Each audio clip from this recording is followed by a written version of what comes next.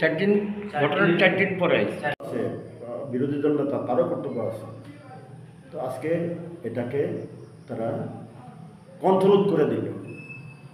এটা অভাবনীয় ঘটনা।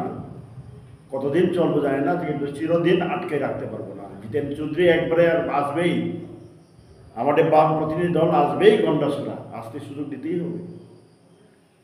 এবং আপনারা জানেন সবাই, আমরা কালকে কথা বললাম, এখন পর্যন্ত 25,000 টাকা করে দিয়েছে, কেউ পায় কেউ পায় না, এমনই তো।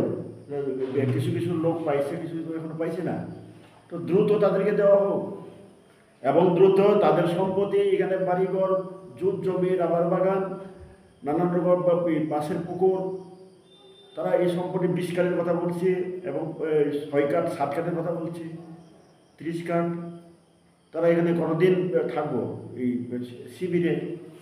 দ্রুত আমরা এখান থেকে আজকে আপনাদের মাধ্যমে সরকারের প্রথম এখানে বাড়ি করে যাওয়ার ব্যবস্থা করুক, নিরাপত্তা ক্যাম্প স্থাপন করা হোক 20 কাঠ এবং 30 কাঠ, 6 কাঠ 7 কাঠ জায়গা দুর্গাপুর, এবং পিছলি গাছ এখন এসপিউ ক্যাম্প একদম পরিত্যক্ত। 2-3 লাঠি নিয়ে থাকে, লাঠি এই ঘটনায় তো পালিয়ে গেছে বলে নাকি কৃষ্ণপুরের এসপিউ ক্যাম্প, ওই এমআর দাসপাড়া। আমরা বামফ্রন্ট সরকার আমাদের মধ্যে যেটা নিরাপত্তা দেওয়ার জন্য নন ট্রাইবেল এলাকায়, সেখানে ট্রাইবেল এলাকাও আছে এসপিও ক্যাম্প, এখন নাই, অনেকটা করছে।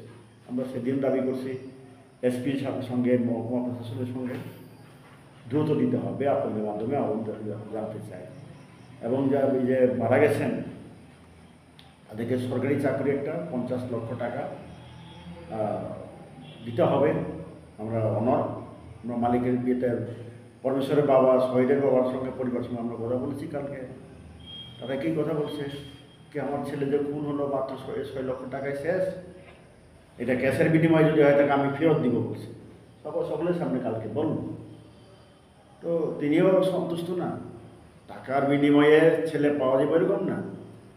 হ্যাঁ, প্রশাসন দ্রুত এই পরিবারের ক্ষতিপূরণ এবং স্থায়ী একটা চাকরির ব্যবস্থা করা হোক। আর নন ট্রাইবেল 180 পরিবার, তাদেরকে দ্রুত ব্যবস্থা দিতে পুনর্বাসনে ক্ষতিপূরণ ব্যবস্থা।